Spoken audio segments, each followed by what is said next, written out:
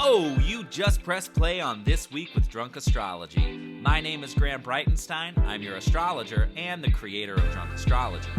If you're looking for someone to make astrology make sense to you and for you, well, my friend, you have come to the right place. Here on this podcast, we discuss the weekly cosmic weather. And when we break it down, we break it down. I believe that astrology can be used as a tool to inform your daily decisions and enhance your day-to-day life. So if you're ready to have a hell of a lot of fun with astrology, make some strategic decisions, and to just keep it real, well, that journey starts right now. What would you say? Don't drop the big one. If you a monkey on a string, well, don't cut my lifeline. You a doggy on a chain. Don't bite the mailman. What would you say? Astro lovers, what would you say? Anybody a Dave Matthews Band fan? Anybody? DMB? I grew up one, my brothers especially shoved it down my throat, so we had to start with a little Dave Matthews this week because I was feeling the vibe. That song's been in my head, and what would you say? When I read the lyrics, I was like, oh, this is actually kind of like a really good eclipse song. Not going to get into all of the lyrics now, but just so you know, read those lyrics of What Would You Say by Dave Matthews. You're going to see it's like a little existential. And we can be feeling quite existential and quite, we can feel the culmination of energies all around us in the zeitgeist, with all the current events, with all things that popped up over the last week, just alone in the last week. And we're going to talk about that when we look at astrology in motion last week. But as far as we go this time around, welcome to the podcast for the week of October 30th through November 5th, 2023. It's Halloween week. We know that the veil between the living and the dead is thinnest at this time during this week. So if you are a certain level of woo-woo, tap into your angels, tap into the people, any loved ones that you've lost, anyone that you're in contact with, this is dependent on how woo-woo you get. But if you're super woo-woo, this is the time to call on them. And if you're not, you know what? Let me just tell you something. Even before I really accepted that I'm really friggin' woo-woo, I would still, most of you know, but if you're new here, I'm going to give you a nice little short, quick shot of my lifespan or my timeline. I lost my mom when I was 3. And as a kid, I used to talk to her all the time. Then when I got to the teens, it kind of freaked me out and I kind of felt like an idiot. So I was like, I'm not going to do that. And then here as an adult, and the more that I tapped into card readings and guided meditations where you meet your guides and you learn who's assisting your intuition. You learn who is actually giving you these messages. Talking to her now is like an everyday thing, damn near. Like intentional, like, hey, Mom, like, how's it going? Like, what's the message you're trying to give me right now? Pull a card, and then sometimes I can hear her. So it's really, really cool. So even if you're not woo-woo, or you're not just, you're kind of like woo-woo adjacent, and if you've lost somebody that's close to you, talk to them this week. What's the harm? And a lot of times, well, I'll just speak for myself. It felt really good. Even before I totally dove into my woo-ness, it just felt really good to, maintain a connection or to just imagine that I was still connected to her even though I haven't had her for a really long time. Okay, so take advantage of that Halloween energy, that Oh Hallows Eve, that Dia de los Muertes. My friend Nadia is going to kill me for butchering. But the Day of the Dead, and embrace them. They don't have to be so scary. Ghosts don't have to be so scary. I also grew up loving Edgar Allan Poe, and I was an English literature major, got my degree in 2009, thank you very much, but Poe was one of my favorites. He was macabre, and everything was, had this like spiritual depth and, a little darkness, yeah, sure, but really cool, and I always felt really inspired by Edgar Allan Poe's work. So anyway, just kind of pick up on some of that energy. Take advantage of it. Why not? Now this week we've got an interesting vibe going on. Now we are now waning down from Saturday's Taurus Full Moon lunar eclipse. So now we're working our way down and kind of decompressing from highlights, eclipse-like highlights and revelations and aha moments, because of course with a full moon, sun in Scorpio, moon in Taurus, likely secrets from the depths, mysteries come out or are solved. We deal with a lot of stories. Now I'm gonna mention quite a number of them that came up last week in the world, current events, and also some personal experiences just to highlight astrology emotion so you can see it and also apply it to your own life. So we've got the eclipse energy, and we're going to have this eclipse energy officially for the next 2 weeks until we get to the Scorpio new moon, which will officially end the eclipse season. But I can't promise that eclipse-like events won't continue in the zeitgeist, potentially for you as well, because of some other astro-geeky reasons of eclipse degrees getting stimulated by other planets. I go more in depth with that in the daily podcast. So, we're on a little bit of a time restriction, okay, with the weekly podcast. So I can't shove it all in, or otherwise we're just going to be here for 2 hours every single week. But this week, in addition to the eclipse come down, we have Saturn stationing direct this weekend on November 4th, which is Saturday.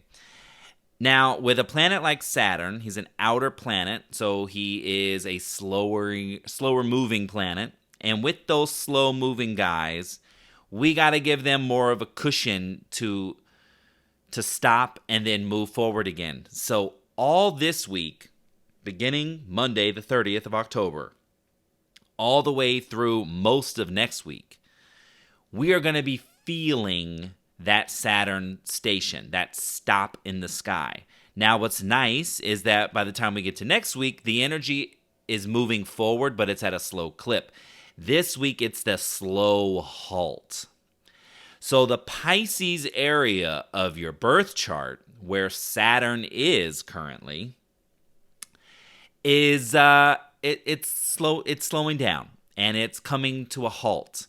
And adding that to the flavor this week can mean that this Pisces area, so as a Virgo rising, Pisces is my 7th house of relationships, partnerships, and I'm going to give you some of the themes that were coming up with this Saturn retrograde phase. Personally, so you can kind of look at your own birth chart. If you don't have it, don't sweat. Scroll in the show notes. I have a link to my own birth chart calculator so you can pull your chart. But you can look at that Pisces area of your chart and just know, like, okay, things might not go my way. They might be stalled. They might be halted. I might not get replies, like, because for me, it's in my relationship sector. Things don't go as fast, or, you just kind of have to wait longer than you want with this kind of like, it's like slowly grinding on the brakes, and then the weekend is like you're at the stoplight, and then next week it's like it turns green, but it's that like initial buildup. Like, it's not like you're in a Mustang and like you just go 0 to 60. You got to give Saturn a little bit of extra time to pick up speed again. So this week, the Pisces area for sure, but just, Saturn is work as the ruler of Capricorn. So just things that you want to get accomplished in general might take a little bit longer. There's a little bit of a stall here. Now, otherwise, planets are bringing a lot of enlightenment, a lot of aha moments this week to anticipate, clarity even. There is some overdoing energy come in the later half of the week thanks to the Sun and Jupiter opposing each other. But lots of revelations, lots of turning points with the planetary conversations, the aspects that these planets are making, in addition on, layered underneath the eclipse energy from the lunar eclipse. So it's got this like tectonic plate kind of vibe this week of like, oh, well, things are coming to light and all these like intense turning points with the eclipse, but then Saturn's going, slow down. I know that you've popped in some way, shape, or form. You've had a revelation, or you can anticipate having a lot of revelations, but at the same time, we'll slow you down. We'll slow you down this week. So there is a message here for this week to take your time before fully integrating anything. Now, some of you, and I'm going to throw myself in this category, that might stress you out a little bit because there's things that you want to get done, and eclipses have that false sense of urgency, like, yo, this has got to get done ASAP, pronto. But that's not necessarily true, because eclipses can be false senses of urgency. So to ease your mind this week, just say, how can I take my time? How can I breathe this week? Saturn in Pisces is really getting real about needing to breathe and to take your time. So lean into that, okay? We'll talk a little bit more in depth about the energy this week, but let's go down memory lane. Let's go back to last week. Let's look at astrology in motion. Now, I'm going to share some current events, things that I noticed and I wrote down that were happening in pop culture. Also going to share some personal experiences. This is when I just want to remind you to take notes at the end of each and every day, or just as you go along your days, bullet points. It can just be like, spoke to Sean, thinking about dinner with so-and-so, contacted fill in the blank, someone that you haven't talked to in a long time. Just track your days as simple. It doesn't have to be a full-on journal entry. I don't do that. I literally do bullet points. Appointments, who you talk to, what a brief little just rundown, what was the main point of that conversation. And when you do this, and when you look back, especially when we look at the lunar cycles, you'll be able to track these patterns and cycles, and then kind of demystify some of what you might think is intimidating about astrology. It ain't so intimidating. All it is tracking. It's math and science and tracking patterns and cycles. Okay? So that's why we look back, just so you can get an idea. So we go back to October 21st, which was Saturday. We had the Capricorn quarter moon. We also had Venus-Jupiter trine, and late that night, Mercury entered Scorpio. So I mentioned this in the podcast that I sit on the board of a nonprofit that provides dance education for need-based students in the Santa Barbara County. Well, we had our first showcase that night, and I will say it went amazing. The Venus-Jupiter trine with the luck, we got Venus and Virgo, the work, the service that we're providing, Jupiter and Taurus, fundraising money, because Taurus is money, and Jupiter lots of. We made a lot of donations that night, which was fantastic. But the Capricorn quarter moon, which is stress around work, literally 5 minutes after our event was over, we had all these, I think we had 13 performances. 5 minutes after the board and I went out to say, thank you so much, we appreciate your donations, we appreciate your time, yada yada, the lights went out on the entire block. And thankfully, people actually stuck around, and we had snacks, and we all turned our flashlights on our phone. We had an answer, but the rest of the night, all the lights were out, so we had to completely clean up. Like, once everybody left, we had to clean up all in the dark with flashlights on our phone. And it was hilarious, but also that Cap Quarter Moon really showed up with just stress around, a successful event. Also, this bleeds into Sunday the 22nd as well, because that event was held in Santa Barbara. So Herman and I went up.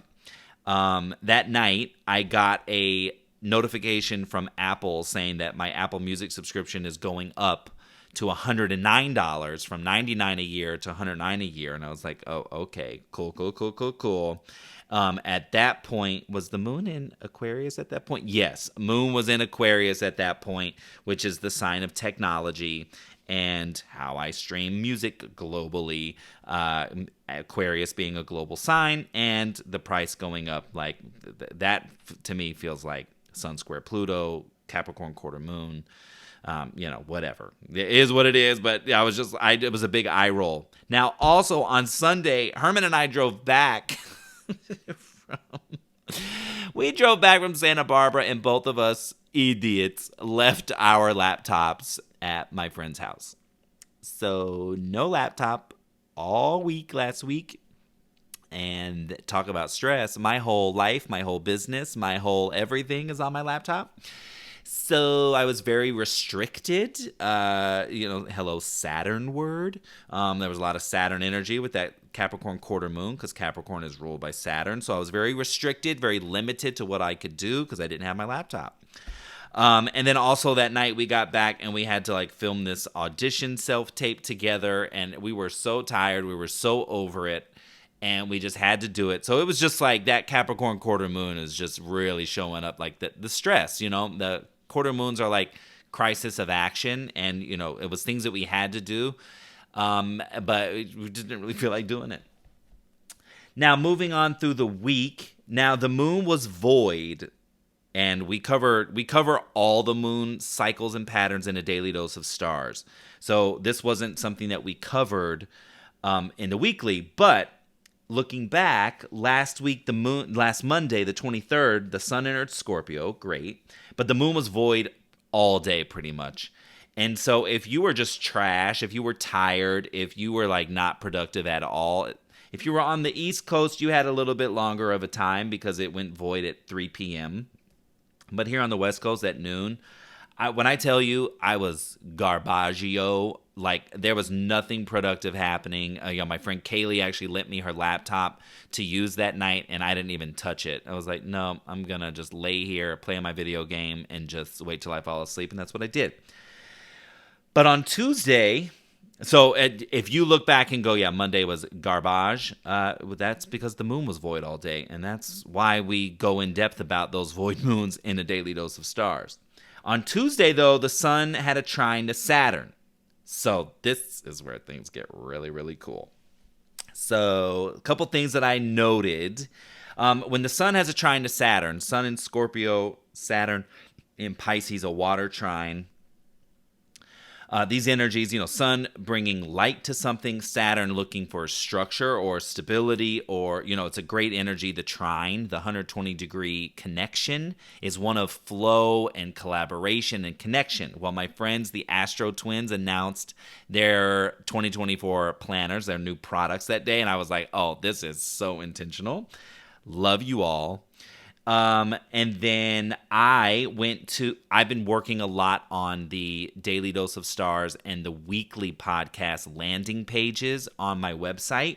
And so I went and spruced them up, gave them some more elements, more information, so that anyone who's not listening has a place, can come and look at that landing page and understand oh, I know exactly what it is, because Saturn needs that logic to it. So it was oh yes, it's beautiful, it's aesthetic, and it's also informative. And the sun brings light to it so that, more people are going to see this. So that's why I did that.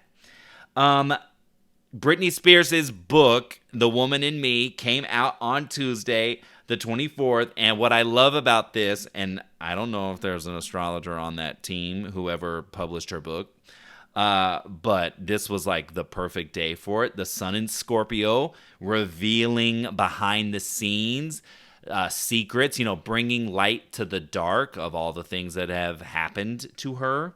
And Saturn in Pisces, the emotional accountability of all those involved. So she brought out all the secrets to the daylight, and boy, oh boy, are the Justin Timberlakes of the world and everything, online. The internet is doing what the internet does with everybody that's involved in that story, her family and everything. So I thought that was really cool in terms of like a pop culture moment. Now on Wednesday, Moon was in Pisces, and that's such a creative energy. And that was a day that I helped my friend Kaylee, who's a muralist. I helped her paint a mural all day, and it was just so like flowy and creative and dreamy, and all things that Pisces moons was like, that's the literal manifestation. But there was some in pop culture. There were quite a few eclipse moments that added to the flavor of a transiting Pisces moon.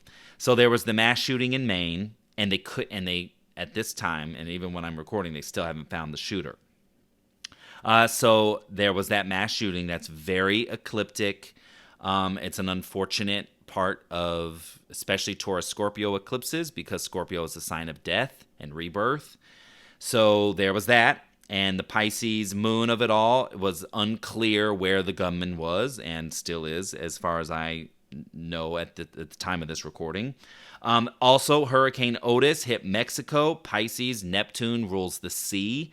Eclipse added to that, adds the volatility. But also, this was really freaking cool. There was a long COVID breakthrough. Trying to understand what is long COVID, what causes it, and those that experience it. So there is a connection that was made. This is also ecliptic, but Pisces rules infections and diseases and viruses especially. So there's a connection between your gut health, serotonin, brain fog, and memory loss. Well, Neptune as a planet, the shadow side of that energy, which Neptune as the ruler of Pisces, is brain fog and memory loss, or issues remembering things. Well, they learned that fragments of COVID, the virus, can actually linger in your gut, where serotonin is, which is, that's the happy, that's the happy, I don't think it's a hormone, but it's what makes you feel happy. And serotonin's produced in your gut. Well, if there's fragments of COVID in your gut that affects you producing serotonin, which directly connects to your cognitive functions. So there is this big connection. So now they're turning to the gut, and I learned a long time ago with my holistic healer that your gut is the center for everything, damn near. So any issues what have you been eating? Because what you're eating is affecting the sty on your eye, or whatever. There's other reasons for things, but the gut is one of those let's look at that first. So this huge breakthrough with long COVID, and I thought that was so cool, because the Pisces moon, the turning point is the eclipse energy, but the Pisces moon is the virus. So that was cool. We also lost Richard Roundtree. That was announced on Wednesday the 25th. Eclipse moment, because eclipses, anybody that's lingering, hanging on, eclipses will take them out. And then there was a story about a Minnesota doctor who was charged with second-degree murder for poisoning his wife. What? But poison is yet another shadow side of Pisces energy, the Neptune vibe of it all. And eclipses, bringing out oh, it's him. Because they found some poison in her system, and he gave her some drug that was she didn't need it. And so anyway, hello, when you do shady shit and there's an eclipse, baby, you're going to get caught. Let's see. Was there anything else that I wanted to point out that oh, yes. Okay, this is also an eclipse moment.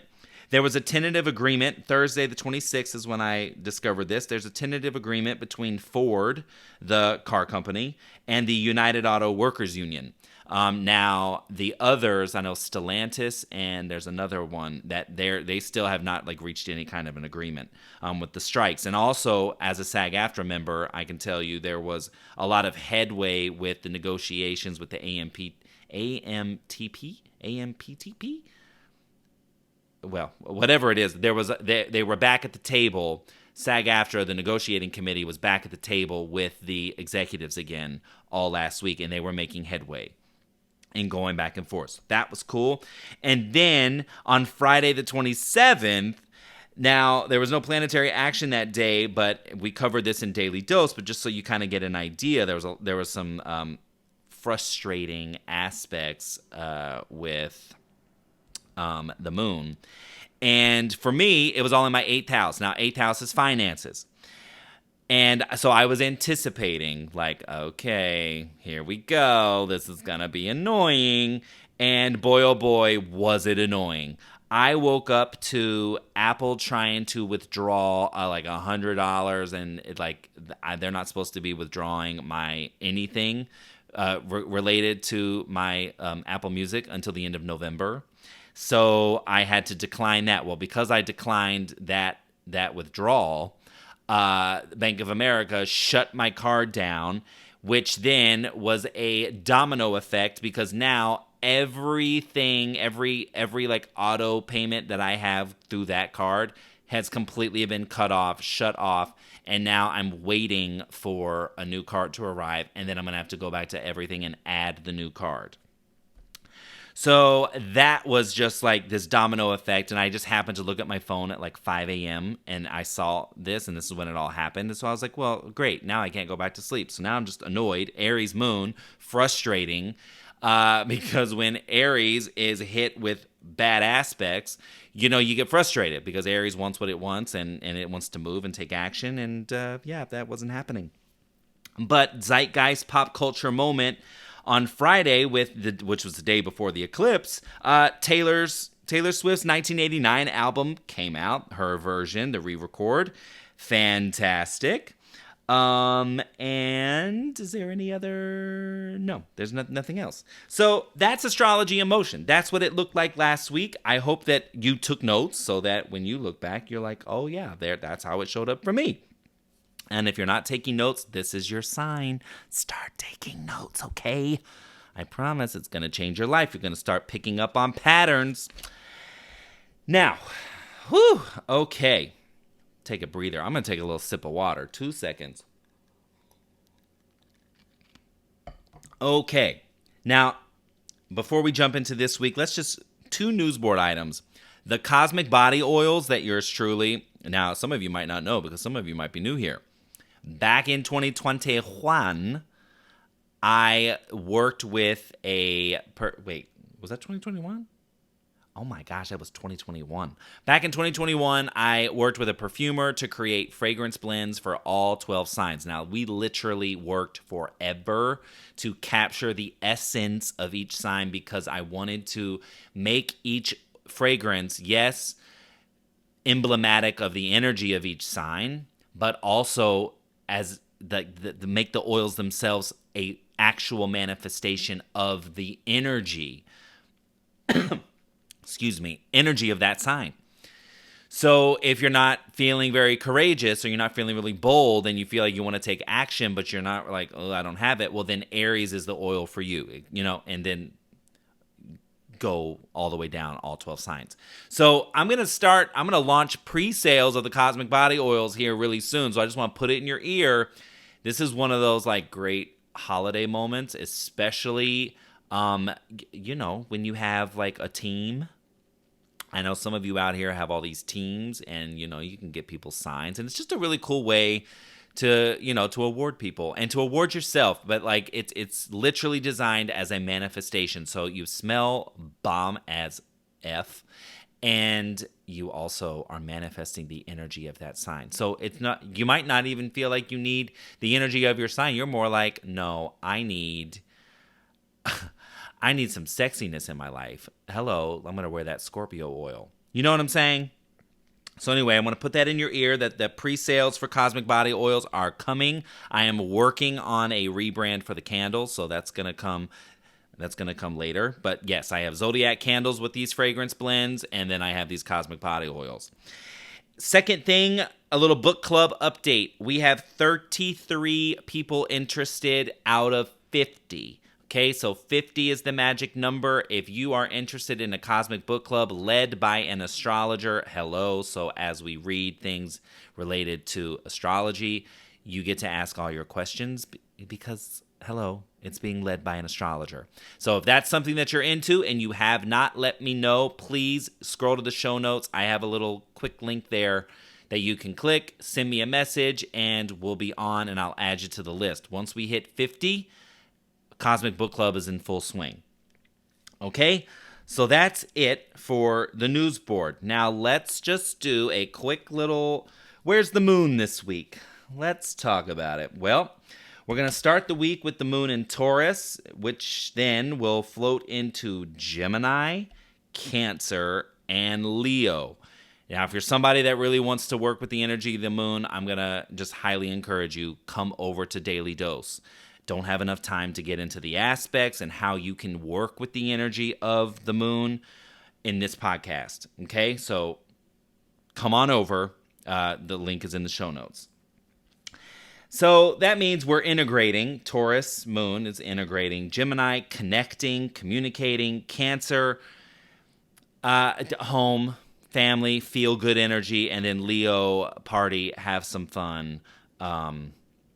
It's kind of like the overall energy. That's how we are. That's how the energy builds with the moon. And again, we'll get more in depth in that in Daily Dose. So now, planetary-wise, oh my gosh, I didn't tell you all. Stick around for this after this part because the Astro Q&A.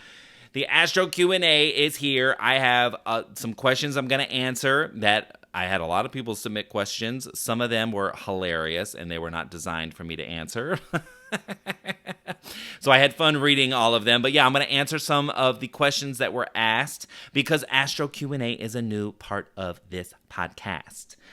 So that means quickly, we're going to look at Tuesday, Halloween, October 31st. We have a juicy Venus-Uranus trine. Venus in Virgo, work. Uranus in Taurus, work and money. So work and money, great ideas, great connection, great activity there on Tuesday. Love that. Wednesday, November 1st. Happy November. The 11th month of 12 begins. Rent's due, mortgages due, bills are due. Ugh, gross. But Mercury has a quincunx to Chiron, so, Mercury in Scorpio already, he's already in the depths, already in the secrets, already in the revelations. Quincunx to Chiron, things coming to surface. You might have to take some kind of annoying action there. Or there might be some kind of just kind of like a dig. There could be a little bit of a dig here, a verbal dig or a dig to yourself, because Mercury can be how you speak to yourself. Mercury in Scorpio is kind of more like the behind the scenes conversation. It could be like a feeling.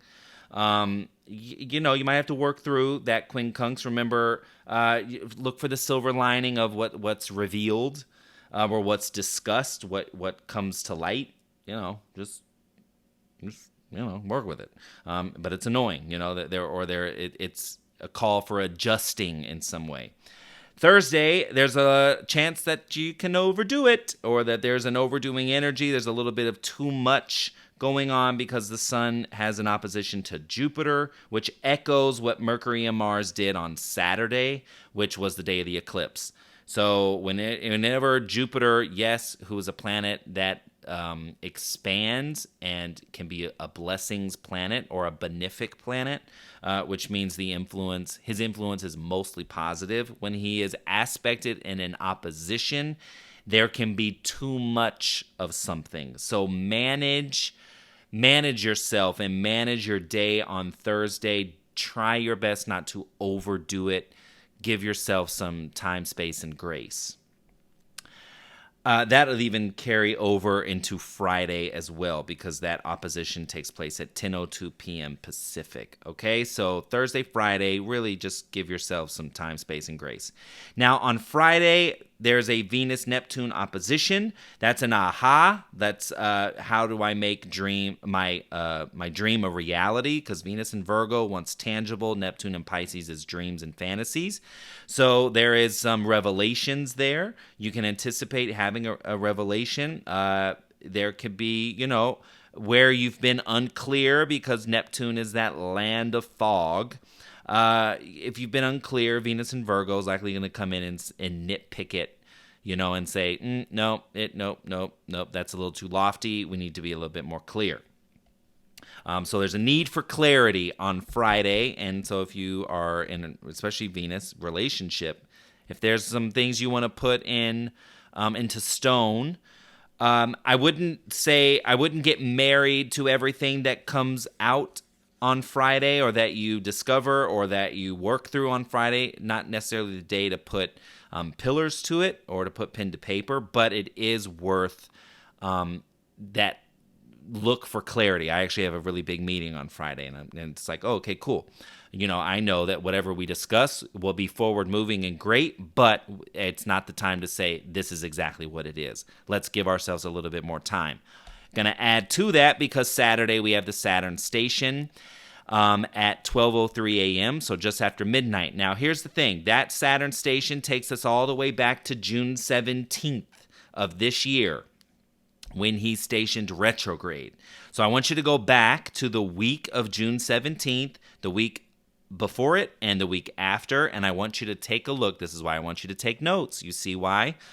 You're going to go back to that time, and you're going to see what was all happening, what was stalled. Now, oddly enough, or, coincidentally enough, but do we really believe in coincidence when we have astrology in our back pocket? No.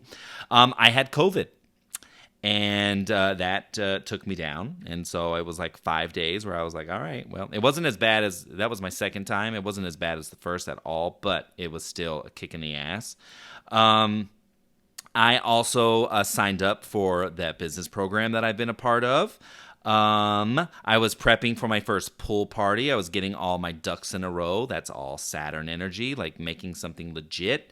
I had all my friends and parents in town, which was awesome because they all came to the pool party. But now that Saturn is going to be moving forward again, it's time to legitimize your work. It's time to establish structural components to wherever you've been feeling a little like all over the place or a little too lofty.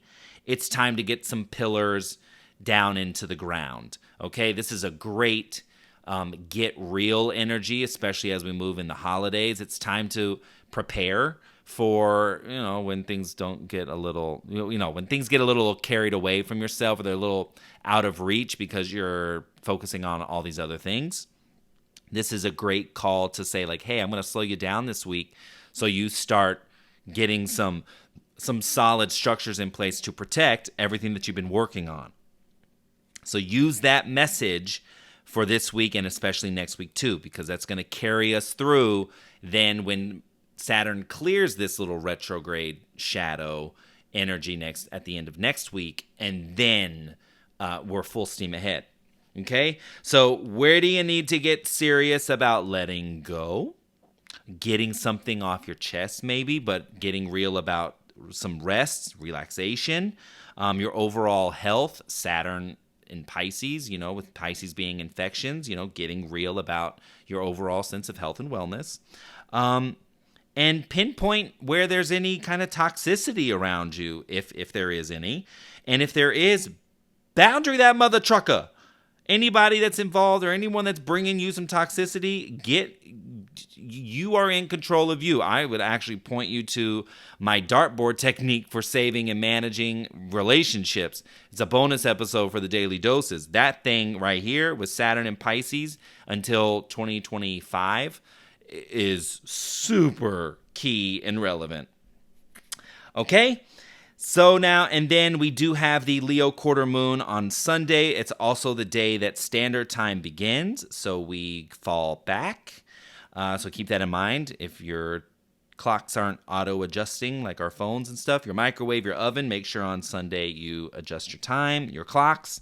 But that Leo quarter moon is that halfway point between the lunar eclipse and the Scorpio new moon.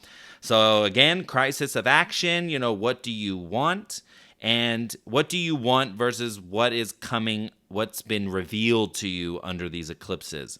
And I won't even just say over the last week. I will go ahead and say since September. If you've had any kind of eclipse-like moments, revelations, aha moments, turning points, the Leo quarter moon is like looking at what you want versus what you has been revealed to you. And where is there like a crossroads, or where is there a call to action? Because the quarter moon really is a call to action. It's a balancing act as well. Okay, so really quickly, let's jump into, again, I have talked more than I should have. Let's jump into this Astro Q&A. I've got a couple things that I want to answer. So first up, Erica wrote and said, often I feel the energy up to 12 hours before the times you give. Is that normal? Yeah, definitely. Sometimes, depending on the planet, especially if it's an outer planet, Uranus is more exact, but if it's like a Neptune, if it's a Pluto, if it's a Saturn, you can feel that energy up to a week before.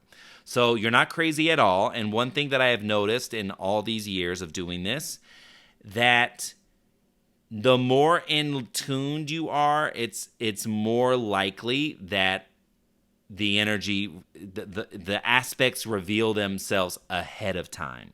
Now, some things like aspects to Uranus are just on the money. I mean, there's sometimes that like things happen that are very Uranus and sudden and kind of out of the blue, and I look and the moon has an aspect within like 5 minutes. Like a moon has an aspect to Uranus within 5 minutes of like that moment. It's wild. But yeah, that's definitely normal, and especially the more tuned in, and Erica's a daily doser, so you're real tuned in. It's just the nature of how I've seen it pan out. Now, one question that I absolutely love from Nisi9773 is, her question is, what is the relationship between the moon and the houses? Now, this is literally what we do in A Daily Dose of Stars, and I'm actually going to do a bonus episode this week to help clarify this and make this make even more sense for those of you that are already Daily Dose subscribers. I want you to think of the planets as actors, the sign they're in as the role they're playing, and the houses as the setting of the actual movie. It's where the action takes place. So as the moon changes signs every 2.5 days, the moon is triggering that house and that energy. So if the moon is in your 6th house for 2.5 days, then those days are perfect for getting organized. They are perfect for ticking off your to-do list. Or if you don't have one, to make a to-do list. Maybe it's the first day that the moon is in your 6th house, and then the next day you execute all the things on your list. Okay, it's about work, but it's first and foremost really like health, wellness, organization, and getting things done, because it's the 6th house is Virgo energy. But say if the moon is in your 10th house, well, now it's a different kind of work energy, right? So the moon in your 10th is now potentially when you get accolades or recognized for something. It's doubly so if it's like a full moon or a new moon. And also when you're being called to like really balance between work and home. Structure, again, there's an organization vibe to the 10th house, but now it's more like on the work front, strategy, building something. It's like the building blocks. So when the moon's in your 10th, you're really laying the foundation. You're doing brick by brick kind of work. And then, like, at the 11th, if it's the 11th house, and it's like, okay, when the moon's in my 11th, now I'm going to be with friends and community. Maybe it's when you take a group fitness class, etc., etc. It's connecting because it's now Aquarian air energy.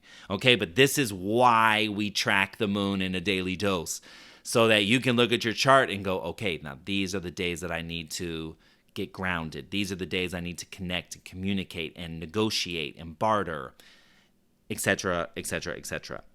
And then last question comes from Leela, who's one of my clients, and she says, what can the fixed signs expect after this Taurus eclipse? So the fixed signs, Taurus, Scorpio, Leo, Aquarius, heavily affected. They've been in the cosmic hot seat ever since the Taurus Scorpio eclipses began in November 2021. Now that this Taurus lunar eclipse is the last chapter, it is the last eclipse that we're going to have with this point for 18 years, okay? Now that this is come and gone, it's the fifth chapter, fifth of 5. Now you can expect everything from the past 2 years to now go into integration mode. You are going into integration mode. The energy lifts up, you get some sense of relief, and now it's more like, okay, you're more aware of where you need to let go. You're more aware of things that aren't serving your overall purpose, your dream, your day-to-day life. You're more willing to let them dissolve. Fixed signs are really, they can be fixated, they can clench where they need to let go, but now that you're at the end of the cycle, you're more likely willing to just let go. And now it's more like improving your day-to-day life and removing toxicity, removing energy that doesn't serve you, talking to yourself more kindly. And the more kind you are to yourself, the more kind you are to the outside world, the more things just play out easier, right? So just be aware of that, like now that we have 2 weeks where the eclipse energy will kind of wane and disseminate. Fixed signs, you get this nice moment, or you will eventually start feeling where like, oh yes, I'm like off the hook, because you are off the hook. Now it's the cardinal signs' turn for the next 2 years. That's Cancer, Capricorn, Aries, and Libra. Okay? So thank you for your questions. If you have a question yourself and you're dying to ask, scroll to the show notes, go down, and I have a little link there, and you can ask me a question. Okay, I know we went long. I'll work on it, okay? Have a phenomenal week. I will see you in your inbox. I'll see you on Instagrams, and yeah, and then I'll see you here next week. Peace out. A-Town down. L.A. town down. Whatever. Goodbye. This is Graham Breitenstein, and you've been listening to This Week with Drunk Astrology. If you want to follow Drunk Astrology, head to Instagram, Facebook, Twitter, and hit that follow button. And if you want to learn how to put astrology in motion for you, head to drunkastro.com and get on the insider list. If you haven't already, subscribe, rate, and review this podcast on Apple, Spotify, and Google platforms. Tune in next week for yet another opportunity to work in sync with the stars. Thanks for listening, and I'll see you soon.